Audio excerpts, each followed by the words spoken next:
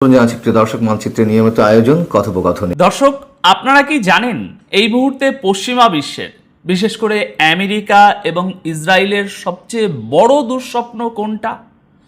কোনো পারমাণবিক বোমা নয়, কোনো হাইপারসনিক মিসাইলও নয়। তাদের সবচেয়ে বড় দুঃস্বপ্ন হলো এমন একটা মাস্টার প্ল্যান যা গত কয়েকদিনে তাদের চোখের সামনেই তৈরি হয়ে গেছে এবং তারা কিছুই করতে পারেনি। আপনারা হয়তো দেখছেন যে মধ্যপ্রাচ্যে একটা যুদ্ধবিরতি হয়েছে, আমেরিকা আর ইরানের মধ্যে একটা চুক্তি হয়েছে, কিন্তু এর পেছনের আসল চালটা কি আপনারা ধরতে পেরেছেন? ইসরায়েলের প্রাক্তন প্রতিরক্ষা মন্ত্রী কেন প্রকাশ্যেই এই চুক্তিকে তাদের রাষ্ট্রের ইতিহাসের সবচেয়ে বড় কূটনৈতিক বিপর্যয় বলে হাহাকার করছেন? রিপোর্ট দেখুন। আজকের এই ভিডিওতে আপনারা দেখতে চলেছেন কিভাবে আরব বিশ্বের মার্কিন ঘাঁটিগুলোকে সরাসরি গুড়িয়ে দেওয়ার ওয়ার্নিং দিয়ে মধ্যপ্রাচ্যের বড় ভাই হিসাবে নিজেদের আধিপত্য জানান দিয়েছে তেহরান। আমরা বিশ্লেষণ করব আমেরিকার ধোঁকায় পড়ে কেন আজ ইতিহাসের সবচেয়ে বড় কূটনৈতিক বিপর্যয়ে পড়ে হাহাকার করছে ইসরায়েল, এবং ভিডিওর শেষে থাকবে আজকের সবচেয়ে বড় চমক, পশ্চিমাদের আধিপত্যের কফিনে শেষ পেরেক ঠুকতে পাকিস্তান ও ইরানের হাত ধরে কিভাবে জন্ম নিতে যাচ্ছে ন্যাটোর কাউন্টার এক বিশাল ইসলামিক সিকিউরিটি বেল্ট। তো দর্শক, খবরের পিছনের এই আসল সত্যগুলো জানতে এক সেকেন্ডও স্কিপ না করে পুরো বিষয়টি লজিক্যালি বোঝার চেষ্টা করুন। আসুন একেবারে কারেন্ট সিচুয়েশন থেকে শুরু করি। দর্শক, আজ মঙ্গলবার 23শে জুন 2026 সকাল 9:16। এখন থেকে ঠিক 18 ঘন্টা আগে, অর্থাৎ গতকাল 22শে জুন বিকেল 3টের দিকে ইরান ইন্টারন্যাশনাল সংবাদ মাধ্যমে একটা খবর ছাপা হয়েছে। খবরের শিরোনামটা সাধারণ মনে হলেও এর ভিতরের গভীরতা মারাত্মক। ইসরায়েলের প্রাক্তন প্রতিরক্ষা মন্ত্রী তার এক্স হ্যান্ডেলে একটা পোস্ট করেছেন। তিনি বলেছেন, ইরান এবং আমেরিকার মধ্যে যে চুক্তিটা হয়েছে সেটা ইসরায়েল রাষ্ট্র প্রতিষ্ঠার পর সবচাইতে বড় কূটনৈতিক বিপর্যয়। এখানে একটা জিনিস খুব মনোযোগ দিয়ে বুঝতে হবে দর্শক, কেন ইসরায়েলের একজন কট্টরপন্থী নেতা এমন একটা কথা বলছেন। তিনি ক্ষোভ প্রকাশ করে বলেছেন, আমাদের উচিত ইসরায়েলের স্বার্থ অনুযায়ী কাজ করা, বিশ্ববাজারে তেলের দাম অনুযায়ী নয়। এবার লজিক্যালি চিন্তা করুন, এই একটা লাইনের ভেতর পশ্চিমাদের স্বার্থপরতার পুরো চিত্রটা ফুটে উঠেছে। গত 28শে ফেব্রুয়ারি আমেরিকা আর ইসরায়েল মিলে ইরানের উপর যে আগ্রাসন শুরু করেছিল তার মূল উদ্দেশ্য কি ছিল? ইরানের পতন ঘটানো। কিন্তু যখনই তারা দেখলো যে ইরান পাল্টা আঘাত করছে এবং গ্লোবাল অয়েল সাপ্লাই চেন আটকে যাওয়ার উপক্রম হয়েছে, তখনই আমেরিকার টনক লড়ল। প্রেসিডেন্ট ডোনাল্ড ট্রাম্প বুঝতে পারলেন, তেলের দাম যদি ব্যারেল প্রতি 150 বা $200 গিয়ে ঠেকে তাহলে আমেরিকার অর্থনীতি ভেঙে পড়বে। তাই তারা নিজেদের স্বার্থে বিশ্ববাজারের তেলের দাম স্থিতিশীল রাখতে তড়িঘড়ি করে ইরানের সাথে একটা মেমোরান্ডাম অফ আন্ডারস্ট্যান্ডিং সই করল গত 19শে জুন, আর ইসরায়েলকে ছুঁড়ে ফেলে দিল ডাস্টবিনে। এটাই হলো পশ্চিমাদের ডাবল স্ট্যান্ডার্ড। যখন তাদের নিজেদের গায়ে আঁচ লাগে তখন তারা তাদের সবচেয়ে কাছের মিত্রকেও কুরবানি দিতে দ্বিতীয়বার ভাবে না। ইসরায়েলের প্রাক্তন প্রতিরক্ষা মন্ত্রীর এই যে হাহাকার, এটা আসলে ইসরায়েলের একাকিত্ব এবং কৌশলগত ব্যর্থতারই একটা জলজ্যান্ত প্রমাণ। এবার আসুন আজকের দ্বিতীয় খবরে, যা গতকাল 22শে জুন দুপুরে আল জাজিরা প্রকাশ করেছে। এই খবরটা পড়লে আপনারা পশ্চিমাদের মিডিয়া ম্যানিপুলেশন এবং তাদের অসহায়ত্বের আসল চেহারাটা দেখতে পাবেন। খবরটিতে বলা হচ্ছে, যুদ্ধবিরতি থাকা সত্ত্বেও, MOU সই হওয়া সত্ত্বেও হরমুজ প্রণালীতে জাহাজের চলাচল মারাত্মকভাবে কমে গিয়েছিল, কারণ ইসরায়েল লেবাননে যুদ্ধবিরতি লঙ্ঘন করে হামলা চালিয়েছিল, আর তার জবাবে ইরান সরাসরি হরমুজ প্রণালী বন্ধ করার ঘোষণা দিয়েছিল। ম্যারিটাইম ইন্টেলিজেন্স কোম্পানির ডেটা অনুযায়ী গত পরশু রবিবার মাত্র 12টি জাহাজ এই প্রণালী পার হয়েছে, যেখানে এর আগের দিনও 35টি জাহাজ পার হয়েছিল। আর যে 12টি জাহাজ সেখানে প্রবেশ করেছে তার মধ্যে 5টিরই অটোমেটিক আইডেন্টিফিকেশন সিস্টেম বন্ধ ছিল, অর্থাৎ তারা র্যাডার থেকে গায়েব হয়ে অন্ধকারের মধ্যে দিয়ে পার হচ্ছিল। কিন্তু মজার ব্যাপারটা হলো, আমেরিকার সেন্ট্রাল কমান্ড নির্লজ্জের মতো দাবি করেছে যে ইরান নাকি প্রণালী বন্ধ করেনি এবং 55টি জাহাজ নাকি নিরাপদে পার হয়েছে। দর্শক দেখুন, আসল ব্যাপারটা হলো, এখানে আমেরিকা সুইজারল্যান্ডে আলোচনা চলাকালীন পুরো বিশ্বকে একটা ভুয়া সান্ত্বনা দেওয়ার চেষ্টা করেছে। কেন? কারণ মাকমাস্টার ইউনিভার্সিটির সাপ্লাই চেন এক্সপার্ট আল জাজিরাকে খুব সুন্দর করে বিষয়টা ব্যাখ্যা করেছেন। তিনি বলেছেন, সেন্টকমের এই ডেটা ভেরিফাই করার কোনো উপায় নেই। আসলে জাহাজগুলো ইরানের সামরিক বাহিনীর নজরদারি থেকে বাঁচতে নিজেদের ট্র্যাকিং সিস্টেম বন্ধ করে দিয়ে ওমানের উপকূল ঘেঁষে একেবারে বলতে পারেন লুকিয়ে লুকিয়ে পার হচ্ছিল। আর আমেরিকা সেই লুকিয়ে পার হওয়া জাহাজগুলোকেই নিজেদের সাফল্যের খাতায় লিখে দাবি করছে যে সব ঠিক আছে। কেন কেন আমেরিকা এই মিথ্যাচার করছে? কারণ ওই সময় যদি বিশ্ববাসী সত্যটা জেনে যেত যে ইরান আক্ষরিক অর্থেই আলোচনা চলাকালীনও এই গলার নলিটা চেপে ধরেছে, তাহলে স্টক মার্কেট খুব খারাপভাবে ক্রাশ করত। কিন্তু রিয়ালিটি হলো, আজকের এই মাল্টিপোলার ওয়ার্ল্ডে এখন আর আমেরিকা চাইলেই সমুদ্রপথ নিয়ন্ত্রণ করতে পারে না। নিয়ন্ত্রণ এখন তাদের হাতে, যারা ভূরাজনৈতিকভাবে সেই স্ট্র্যাটেজিক পয়েন্টগুলো হোল্ড করে বসে আছে। আর এক্ষেত্রে সেটা হলো ইরান। এরপর দর্শক, আজ 23শে জুন সকালে ইরান ইন্টারন্যাশনালে আরেকটি খবর আসে। এই খবরটি মূলত মধ্যপ্রাচ্যের জিওপলিটিক্যাল ডাইনামিক্সের একটা সম্পূর্ণ নতুন সমীকরণ। ইরানের first vice president Mohammad Reza Aref Tehran stock এক্সচেঞ্জের উদ্বোধনী অনুষ্ঠানে একটা মারাত্মক হুঙ্কার দিয়েছেন। তিনি স্পষ্টভাবে বলেছেন, ইরান হলো এই অঞ্চলের বড় ভাই। আশেপাশের কিছু ছোট দেশ তাদের সাথে বৈরী আচরণ করলেও ইরান তাদের প্রতি বড় ভাইয়ের মতোই আচরণ করবে। কিন্তু এর পরের কথাটা হলো আসল মাস্টার স্ট্রোক। তিনি ওয়ার্নিং দিয়েছেন যে আমেরিকার কোনো সামান্য ভুলের কারণে যদি প্রতিবেশী কোনো দেশের মাটি থেকে ইরানের উপর আবার কোনো হামলা হয়, তবে সেই দেশের মার্কিন ঘাঁটিগুলো ইরানের বৈধ টার্গেটে পরিণত হবে। দর্শক, লজিক্যালি চিন্তা করুন, এই কথাটা কার উদ্দেশ্যে বলা? এটা সরাসরি বলা হয়েছে ইউএই, বাহরাইন, কাতার এবং জর্ডানের মতো আরব দেশগুলোকে, যেখানে আমেরিকার বিশাল বিশাল সামরিক ঘাঁটি রয়েছে। ইরান এখানে একটা রেড লাইন ড্র করে দিয়েছে। তারা বুঝিয়ে দিয়েছে যে আমেরিকা যদি দূর থেকে বসে প্রক্সি ওয়ার খেলতে চায়, তবে তার মাসুল গুনতে হবে ওই সব আরব রাষ্ট্রগুলোকে। অর্থাৎ ইরান এখন আর শুধু ডিফেন্সিভ খেলছে না, তারা পুরো অঞ্চলের সিকিউরিটি আর্কিটেকচার নিজেদের হাতে তুলে নিচ্ছে। বুঝলেন কিছু? আরেফ সাহেব আরও একটা দুর্দান্ত পয়েন্ট উল্লেখ করেছেন। তিনি বলেছেন, 12 দিনের যুদ্ধের সময় শত্রুরা ভেবেছিল সোশ্যাল মিডিয়াকে কাজে লাগিয়ে ইরানের সাধারণ মানুষকে সরকারের বিরুদ্ধে রাস্তায় নামিয়ে আনবে, কিন্তু তারা চূড়ান্তভাবে ব্যর্থ হয়েছে। পশ্চিমাদের এই কালার রেগুলেশনারের ছক, এই প্রপাগ্যান্ডা মেশিনারি সব কিছু মুখ থুবড়ে পড়েছে। ইরানের জনগণ পশ্চিমাদের এই হাইব্রিড ওয়ারফেয়ারের ফাঁদে পা দেয়নি।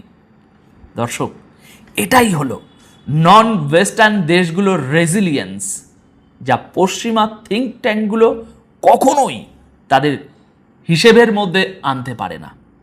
আচ্ছা, এবার আসুন সেই ক্লাইম্যাক্সে, যেটার কথা আমি ভিডিওর শুরুতে আপনাদের বলেছিলাম।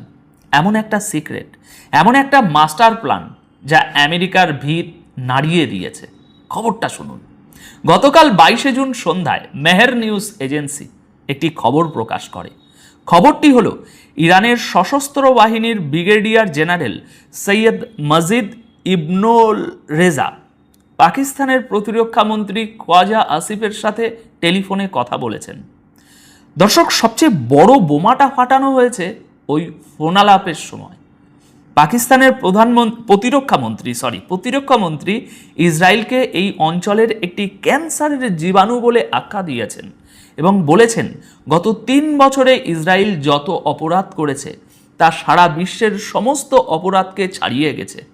তিনি ইরানের প্রতিরোধকে স্যালুট জানিয়েছেন। কিন্তু আসল খেলাটা ঘুরে গেছে যখন ইরানের প্রতিরক্ষা মন্ত্রী একটি প্রস্তাব দিয়েছেন। প্রস্তাবটি হলো regional security belt of the Islamic world বা ইসলামিক বিশ্বের আঞ্চলিক নিরাপত্তা বলয় তৈরি করা। দর্শক, খুব মনোযোগ দিয়ে শুনুন কারা থাকছে এই বলয়ে।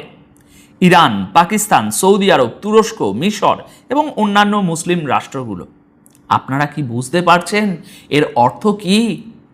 এর অর্থ হলো মধ্যপ্রাচ্য এবং এশিয়ার বুকে ন্যাটোর কাউন্টার হিসেবে একটি বিশাল সামরিক ও কৌশলগত জোট তৈরি হওয়ার প্রাথমিক ব্লুপ্রিন্ট তৈরি হয়ে গেছে। যে সুন্নি এবং শিয়া ব্লক নিয়ে আমেরিকা এতদিন ডিভাইড অ্যান্ড রুল পলিসি খেলত, আজ ইসরায়েলি আগ্রাসনের কারণে সেই ইরান, সেই সৌদি আরব, সেই তুরস্ক এবং পাকিস্তান সময় এলে হয়তো এক টেবিলে বসতেও পারে। এটা শুধু আমেরিকার জন্য নয়, পুরো পশ্চিমা আধিপত্যের জন্য একটা মৃত্যুর পরোয়ানা। ট্রাম্প গতকাল সুইজারল্যান্ডে ফলো আপ মিটিং চলার সময় দূর থেকে বসে ইরানিদের বিরুদ্ধে হুমকি দিচ্ছিলেন। শুনেছেন তো, গতকাল আমরাই প্রতিবেদন করেছি। কিন্তু তার এই হুমকি মূলত একজন ক্ষমতাহীন কোণঠাসা হয়ে পড়া নেতার ফ্রাস্ট্রেশন ছাড়া আর কিছুই নয়। ইরান স্পষ্ট জানিয়ে দিয়েছে, যতক্ষণ না সমস্ত অবরোধ পুরোপুরি তুলে নেওয়া হচ্ছে এবং সব ফ্রন্টে সামরিক অভিযান স্থায়ীভাবে বন্ধ হচ্ছে, ততক্ষণ তারা এই MOU পূর্ণ বাস্তবায়ন মেনে নেবে না। আর লেবাননে ইসরায়েলের যুদ্ধবিরতি লঙ্ঘন শুধু এই প্রক্রিয়াকে আরও জটিল করছে এবং ইসরায়েলকে পুরো বিশ্বের কাছে আরও বেশি একঘরে করে তুলছে। জেনারেল ইবনুল রেজা পরিষ্কার বলেছেন, তারা এই বিশ্বাসঘাতক শত্রুদের কখনোই বিশ্বাস করেন না এবং চুক্তির সামান্য বরখেলাপ হলে এমন জবাব দেওয়া হবে যা হবে চরম অনুশোচনামূলক। দর্শক, আজকের এই পুরো আলোচনা থেকে আমরা কি বুঝতে পারলাম? আমরা দেখলাম আমেরিকা বিশ্ব অর্থনীতি বাঁচানোর তাগিদে ইসরায়েলকে ছুঁড়ে ফেলে ইরানের সাথে চুক্তি করছে। আমরা দেখলাম হরমুজ প্রণালীতে জাহাজের আনাগোনা বন্ধ করে দিয়ে ইরান কিভাবে গ্লোবাল সাপ্লাই চেনের গলা টিপে ধরেছে, আর সেন্টকম মিথ্যে ডেটা দিয়ে মুখ রক্ষার চেষ্টা করছে।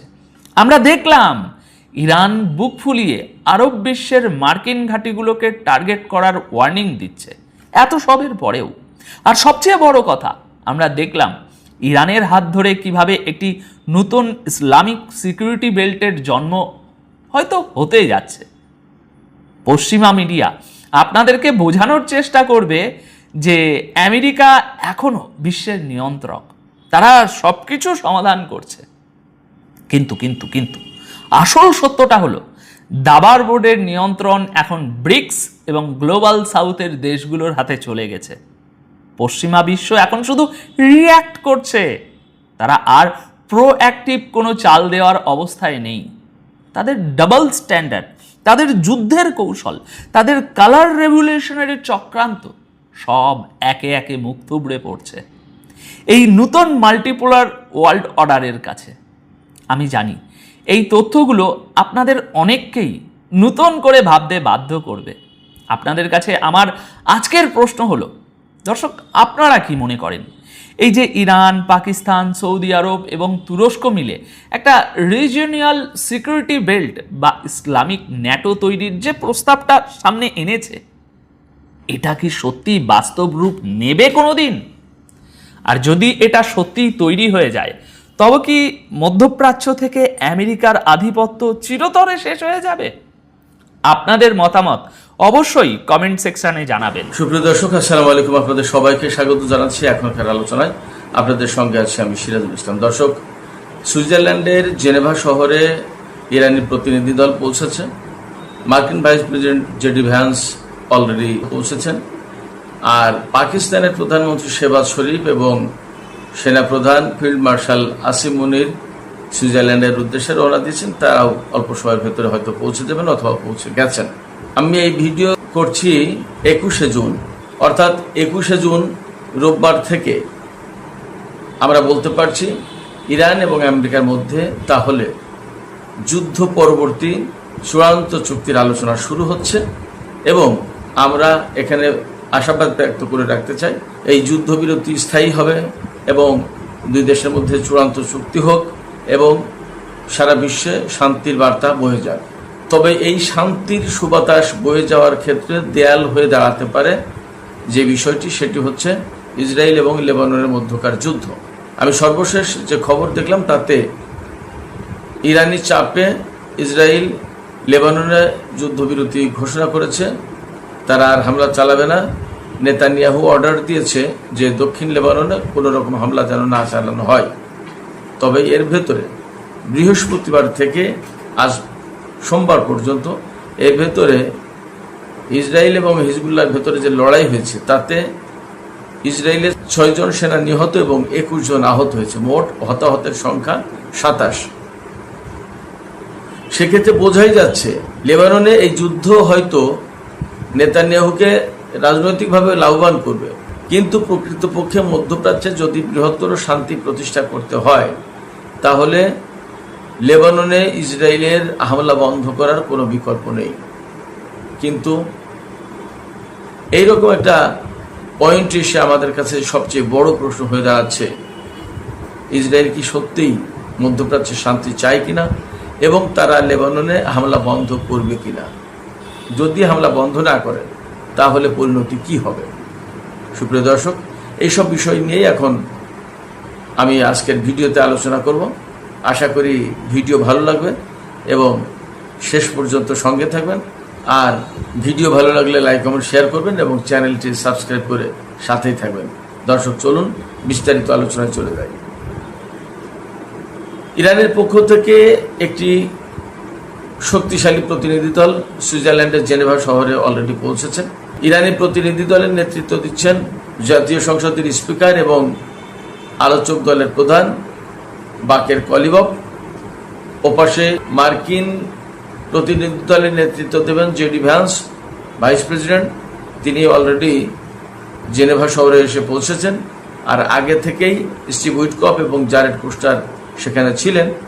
এপাশে পাকিস্তানের পক্ষ থেকে দেশটির প্রধানমন্ত্রী শেহবাজ শরীফ এবং সেনাপ্রধান ফিল্ড মার্শাল আসিম মুনির তারাও সুইজারল্যান্ডের জেনেভা শহরের উদ্দেশ্যে রওনা দিয়েছেন। হয়তো তারা এতক্ষণ পৌঁছে গেছেন। এদিকে গতকাল ইরান সফরে গিয়েছিলেন পাকিস্তানের স্বরাষ্ট্রমন্ত্রী সাইয়েদ মহসিন রেজা নাকভি। ইরানি প্রতিনিধি দলের সাথে তেহরান থেকে জেনেভার উদ্দেশ্যে রওনা দেওয়ার কথা, তারও যাওয়ার কথা, তিনি গেছেন বলে যতদূর খবর পাওয়া যাচ্ছে। তার মানে হচ্ছে যে এই আলোচনাটা সামনে এগিয়ে নিয়ে যাওয়ার জন্য পাকিস্তানের পক্ষ থেকে বিশেষ তৎপরতা ছিল এবং এখনো আছে।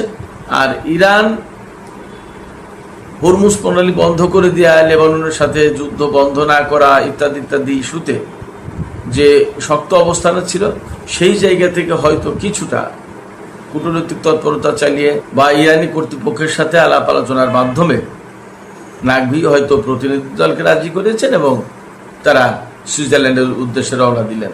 এই আলাপে আমি আরও বিভিন্ন দিক নিয়ে কথা বলার আগেই একটা বিষয় একটু ক্লিয়ার করতে চাই। সেটি হচ্ছে, আমরা সবাই দেখেছি প্রথম থেকেই পাকিস্তান আসলে এই কূটনৈতিক তৎপরতার ক্ষেত্রে বা যুদ্ধবিরতি, যুদ্ধ বন্ধ এবং মধ্যপ্রাচ্যে শান্তি, এই যুদ্ধের অবসান, এগুলোর জন্য খুব চেষ্টা করেছে। এই চেষ্টা করার পেছনে যে সমস্ত কারণ থাকতে পারে আমি এর আগে বিভিন্ন ভিডিওতে বলেছি। হয়তোবা তারা কূটনৈতিকভাবে একটা উচ্চ আসনে যেতে চাইছে, মধ্যপ্রাচ্যে একটা প্রভাবশালী দেশ হিসেবে নিজেকে প্রতিষ্ঠা করতে চাইছে। এছাড়া পরিবর্তিত যে বিশ্ব ব্যবস্থা, যে পরিবর্তন হতে যাচ্ছে বিশ্ব ব্যবস্থায়, সেই পরিবর্তিত বিশ্ব ব্যবস্থায় পাকিস্তান নিজের অবস্থানও একটা পাকাপোক্ত অবস্থান করতে চাইছে বলে আমার বিশ্বাস। যার কারণে ইরান অনেক সময় শক্ত অবস্থান গ্রহণ করলেও দেখা গেছে পাকিস্তান ইরানকে বোঝানোর চেষ্টা করছে পাকিস্তান আলোচনা এগিয়ে নিয়ে যাওয়ার চেষ্টা করছে, পাকিস্তান শান্তি প্রতিষ্ঠার ক্ষেত্রে নিজেদেরকে একেবারে উজাড় করে দেওয়ার চেষ্টা করছে। এটা আঞ্চলিক দেশ হিসেবে, ইরানের প্রতিবেশী দেশ হিসেবে এবং গুরুত্বপূর্ণ মুসলিম কান্ট্রি হিসেবে পাকিস্তান আসলেই খুব গুরুত্বপূর্ণ ভূমিকা পালন করলো। এই জন্য আমি আমার ব্যক্তিগত তরফ থেকে পাকিস্তান সরকারকে, পাকিস্তানের সেনাপ্রধানকে ধন্যবাদ জানাচ্ছি। যাই হোক, এই আলোচনা যখন আজকে শুরু হতে যাচ্ছে সুইজারল্যান্ডে, সেখানে প্রধান দুটো বিষয় আলোচনা হবে।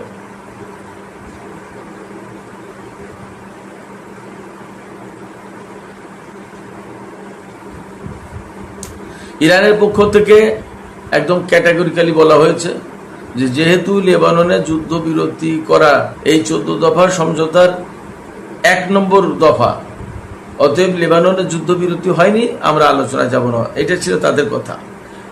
এখন আলোচনায় যখন যাচ্ছে তখন সর্বপ্রথম আলোচনার এজেন্ডা হচ্ছে লেবাননে পরিপূর্ণভাবে যুদ্ধবিরতি, অর্থাৎ ইসরায়েলের আগ্রাসন বন্ধ করা। ইসরায়েলের আগ্রাসন যদি বন্ধ করা না হয় এবং আমেরিকা যদি এই ব্যাপারে কার্যকর ভূমিকা না রাখে, তাহলে ইরান এই আলোচনা করবে না, এই আলোচনা আগাবে না। ইরানের পক্ষ থেকে ঘোষণা একদম পরিষ্কার। শুধু তাই না, আমি গতকাল রাতের ভিডিওতে বলেছিলাম ইরানের পক্ষ থেকে কিন্তু একথাও বলা হয়েছে বা এই পদক্ষেপ নেওয়া হয়েছে। গতকাল যখন ইসরায়েল দক্ষিণ লেবাননে আবার বড় ধরনের হামলা করলো এবং 16 জন বেসামরিক নাগরিক নিহত হলো, তখন ইরান সাথে সাথে হরমুজ প্রণালী বন্ধ করে দিয়েছে এবং জানিয়েছে এই আলোচনায় তারা অংশ নাও নিতে পারে যদি কিনা লেবাননে হামলা বন্ধ না হয়। ইরানের এই শক্তিশালী অবস্থানের কারণে পরবর্তীতে ইসরায়েলের প্রধানমন্ত্রী বেনিয়ামিন নেতানিয়াহু তিনি ঘোষণা করেছেন যে তিনি দক্ষিণ লেবাননে সব ধরনের হামলা অভিযান বন্ধ করার নির্দেশ দিয়েছেন। তবে দক্ষিণ লেবানন থেকে সেনা প্রত্যাহারের নির্দেশ দিয়েছেন কিনা তা এখনো পরিষ্কার না, সম্ভবত তিনি সেই নির্দেশ দেননি। নেতানিয়াহু এই নির্দেশ দিয়েছেন, আমি একদম জোরালোভাবে বিশ্বাস করছি আমেরিকার চাপের কারণে। যখন ইরান হরমুজ প্রণালী বন্ধ করে দিয়েছে এবং যখন এই আলোচনা আবার অনিশ্চিত হয়ে পড়েছে, তখন মার্কিন প্রেসিডেন্ট ডোনাল্ড ট্রাম্প হয়তো নেতানিয়াহুকে বিশেষভাবে হুমকি দিয়েছেন, হয়তো এই কথা বলেছেন যে তোমরা যদি আমাদের কথা না শোনো তাহলে তো আমরা তোমাদের পাশে থাকবো না। ইসরায়েলের পাশে যদি আমেরিকা না দাঁড়াতে ইসরায়েল তো 2 সপ্তাহ টিকবে না মধ্যপ্রাচ্যে, এরকম সিচুয়েশন। সেক্ষেত্রে আমেরিকার এই হুমকির মুখে হয়তো নেতানিয়াহু দক্ষিণ লেবাননে সব ধরনের হামলা অভিযান বন্ধ করার নির্দেশ দিয়েছেন। কিন্তু সেনা প্রত্যাহার যদি না করে তাহলে ইরান হয়তো আবার বেঁকে পড়বে, ওখান থেকে সেনা প্রত্যাহারও করতে হবে, কারণ লেবানন একটা স্বাধীন সার্বভৌম দেশ, ইসরায়েল সেখানে সেনা মোতায়েন করে রাখতে পারে না। এদিকে গতকাল হরমুজ প্রণালী ইরান বন্ধ করে দিলেও মার্কিন সেন্টকম অর্থাৎ মধ্যপ্রাচ্যের সামরিক বিষয়গুলো যারা পর্যবেক্ষণ করে, তত্ত্বাবধান করে এবং এই বিষয়গুলো নিয়ে যারা কাজ করে, সেই সেন্টকম তারা জানিয়েছে যে না, হরমুজ প্রণালী খোলা আছে, জাহাজ চলছে যথারীতি। কিন্তু ইরানের পক্ষ থেকে বারবার বলা হচ্ছে যে ইরানের IRGCর হেডকোয়ার্টার, যেটা খাতামুল আম্বিয়া হেডকোয়ার্টার, সেখান থেকে পরিষ্কার করে বলা হয়েছে যে হরমুজ প্রণালী বন্ধ করে দেওয়া হয়েছে। তো আমার কাছে মনে হয় যে সেন্টকম এই কথা বলছে, অর্থাৎ হরমুজ প্রণালী বন্ধ না করার বিষয়টা তারা বলছে এই কারণে যে হরমুজ প্রণালী বন্ধ করা হয়েছে, এই কথা ছড়িয়ে পড়লে বিশ্বে আবার অস্থিতিশীলতা তৈরি হবে, তেলের দাম বেড়ে যাবে এবং ডোনাল্ড ট্রাম্পের সরকারের আবার অবস্থান নড়বড়ে হয়ে যাবে আমেরিকার জনগণের ভেতরে, আমেরিকার রাজনৈতিক অঙ্গনে। সেক্ষেত্রে তারা দেখাতে চাইছে যে না, হরমুজ প্রণালী খোলা আছে। কিন্তু ইরানের সামরিক হেডকোয়ার্টার থেকে যখন ঘোষণা করা হয়েছে যে হরমুজ প্রণালী বন্ধ করা হয়েছে, তখন অবশ্যই হরমুজ প্রণালী বন্ধ করা হয়েছে। এখন কত করে খুলে দেওয়া হয়েছে অথবা কত করে খুলে দেওয়া হবে সেটা সিদ্ধান্তের ব্যাপার। কিন্তু আমি ব্যক্তিগতভাবে বিশ্বাস করি ইরানের সামরিক হেডকোয়ার্টার থেকে যখন বলা হয়েছে তখন এটা অবশ্যই বন্ধ করার কথা। যাই হোক, এই হরমুজ প্রণালী নিয়ে ডোনাল্ড ট্রাম্প আজকে আবার তার নিজস্ব ট্রুথ সোশ্যালে একটা পোস্ট দিয়েছেন, তাতে যে কথা বলেছেন তা নিয়ে আবার আরেক ধরনের সংকট তৈরি হতে পারে ইরানের সাথে। ডোনাল্ড ট্রাম্প তার পোস্টে বলেছেন যে খসড়া সমঝোতা সই হওয়ার পর যে 60 দিন, এই 60 দিন ইরান টোল নিতে পারবে না, নেয়ার কথা না। তারপরে তিনি বলেছেন তারপরেও নিতে পারবে না ইরান, অর্থাৎ 60 দিনের পরেও না নিতে পারবে না। আর যদি 60 দিনের পরে টোল নিতে হয় তাহলে আমেরিকা নেবে। ডোনাল্ড ট্রাম্প বলেছেন যে ইরান যদি চূড়ান্ত চুক্তিতে না পৌঁছায় তাহলে হরমুজ প্রণালীতে আমেরিকা টোল বসাবে, টোল আরোপ করবে এবং তারা টোল আদায় করবে। আমার কাছে এই কথাটা একটু হাস্যকর মনে হয়েছে, যদিও এর রাজনৈতিক গুরুত্ব আছে অন্যভাবে, আমি সে কথা বলছি, কিন্তু হাস্যকর মনে হচ্ছে এই কারণে যে হরমুজ প্রণালী হচ্ছে পারস্য উপসাগরে। এখানে হরমুজ প্রণালীর দুই পাড়ে দুই দেশ হচ্ছে ওমান এবং ইরান। হরমুজ প্রণালী কন্ট্রোল করা, টোল, পরিবেশ, যত যা কিছু সমস্ত সবকিছুর সাথে এদের সম্পর্ক। আমেরিকার কি সম্পর্ক? আমেরিকা এখানে কিভাবে টোল আরোপ করে এবং কিভাবে টোল নেবে, আশ্চর্য ব্যাপার। তারপরেও তিনি যা বলছেন তার মানে আমি বুঝতে পারছি এই যে কোথাও কোথাও এসেছে খবরটা এরকমভাবে ব্যাখ্যা হিসেবে এসেছে, সম্ভবত CNN-এ ব্যাখ্যা হিসেবে এসেছে যে ডোনাল্ড ট্রাম্প ইরানের সাথে যদি চুক্তিতে পৌঁছাতে না পারেন, চূড়ান্ত চুক্তিতে, তাহলে হরমুজ প্রণালীতে টোল আরোপ করবেন এই কারণে যে যুদ্ধে তার যে ক্ষয়ক্ষতি হয়েছে সেই ক্ষয়ক্ষতি পুষিয়ে নিতে। কিন্তু এটা কি সারা বিশ্বের কেউ মানবে? তাকে কে যুদ্ধ করতে আসতে বলেছিল এবং কেন সে যুদ্ধ করলো এবং তার ক্ষয়ক্ষতি করার দরকারটা কি ছিল? ইরান যে হামলা চালিয়েছে, আগে তো হামলা চালেনি, তার এই যুদ্ধ করতে আসতে বলেছিল। অতএব ডোনাল্ড ট্রাম্পের এই মন্তব্য আমার কাছে মনে হয় যে অনেকটা হাস্যকর। যাই হোক, ডোনাল্ড ট্রাম্পের এই যে অতি কথন, বেশি কথা, তারপরে অবস্থান থেকে হঠাৎ করে সরে যাওয়া, এগুলো আসলে যে কোনো আলোচনার জন্য ঝামেলার ব্যাপার, সংকট তৈরি করে এবং সমস্যা তৈরি করে। ইরান এই কথাই কিন্তু বারবার বলে আসছে। তো এখন হয়তো ভালো খবর একটা আসতে পারে এই কারণে যে জেডি ভ্যান্সের মতো তুলনামূলক ঠান্ডা মাথার মানুষ এবং যিনি রাজনীতিকে বা ডিপ্লোমেসিকে নার্সিং করেন, তিনি এই আলোচনার প্রধান হিসেবে থাকবেন। এবং তিনি কিন্তু এরই মধ্যে ইসরায়েলের সাথে বেশ বাক বিতণ্ডায় জড়িয়েছেন এবং তিনি কড়া কথা বলেছেন। তিনি সবচেয়ে কঠিন কথা বলেছেন যে কোনো সমস্যার সমাধান ইসরায়েল হত্যাকাণ্ডের ভেতর দিয়ে ঘটাতে চায়, এটা ঠিক না, এটা উচিত না। সবচেয়ে কঠিন কথা কিন্তু ইসরায়েলের জন্য এটা জেডি ভ্যান্স বলেছেন। এবং তিনি ইসরায়েলকে বারবার বলেছেন যে এই চুক্তি তাদেরকে মেনে নিতেই হবে এবং ইসরায়েলের কথা মতো আমেরিকা সবকিছু করতে পারে না। সেক্ষেত্রে এই আলোচনায় যেহেতু তিনি নেতৃত্ব দিচ্ছেন, আমার ধারণাতে এই আলোচনা থেকে হয়তো একটা গুড রেজাল্ট বেরিয়ে আসতে পারে। তবে আমি আবারও বলি, এই আলোচনা সফল হওয়া না হওয়া এই সমস্ত সবকিছুর সামনে সবচেয়ে বড় বাধা হয়ে দাঁড়াচ্ছে ইসরায়েল, নেতানিয়াহু এবং ইসরায়েলের যে সমস্ত উগ্রবাদী কিছু মন্ত্রী মিনিস্টার থেকে শুরু করে রাজনীতিবিদ আছেন, তাদের ভূমিকা, তাদের অবস্থান। যেমন ইসরায়েলের অর্থমন্ত্রী বেজালেল স্মোটরিচ, তিনি বলেছেন যে আমেরিকা যতই বলুক আমরা দক্ষিণ লেবানন থেকে সেনা সরাবো না এবং যুদ্ধ বন্ধ হবে না। নেতানিয়াহু যেখানে যুদ্ধ বন্ধের ঘোষণা দিয়েছেন সেখানে তিনি এই কথা বলছেন। আবার ইটামার বেন গাভির, তিনিও কিন্তু এইরকমভাবে কট্টরপন্থী। আরও কিছু লোক আছেন, যেমন ইসরায়েলের যে পররাষ্ট্রমন্ত্রী ইসরায়েল কাজ, তিনিও কিন্তু এইরকমই কট্টরবাদী। নেতানিয়াহু কট্টরবাদী মোটেই কম নন, কিন্তু এরা নেতানিয়াহু যখন এই ভূমিকা নিতে যাচ্ছেন তখন কিন্তু তারা এই বক্তব্য দিচ্ছেন। তার মানে লেবাননে যুদ্ধবিরতি কতটুকু কার্যকর হয়, কতটা শান্তি ফিরে আসে এবং আসলে ইসরায়েল সেনা প্রত্যাহার করে কিনা, এই সমস্ত সবকিছু দেখার ব্যাপার। যদি এগুলো না সরিয়ে নেয়, আগ্রাসন বন্ধ না করে, তাহলে যা দাঁড়াবে সেটা হচ্ছে অনিবার্য ইরান ইসরায়েল যুদ্ধ এবং সেই যুদ্ধে কিন্তু আঞ্চলিক প্রক্সি ফোর্সও জড়িয়ে যেতে পারে। তাতে মধ্যপ্রাচ্যে একটা বড় ধরনের সংকট তৈরি হবে এবং আমেরিকা যদি তাতে ইসরায়েলকে সাপোর্ট না দেয় তাহলে ইসরায়েলের অস্তিত্ব সংকটের মুখে পড়বে। আর আমেরিকা যদি সাপোর্ট দেয় তাহলে আমেরিকা ইসরায়েলের সাথে আবার নতুন করে ইরানের যুদ্ধ হবে এবং সে যুদ্ধ হতে পারে একটা ভয়াবহ এবং চূড়ান্ত যুদ্ধ। সেক্ষেত্রে আমরা প্রত্যাশা করব যুদ্ধ নয়, শান্তি হোক আমাদের সবার কামনা।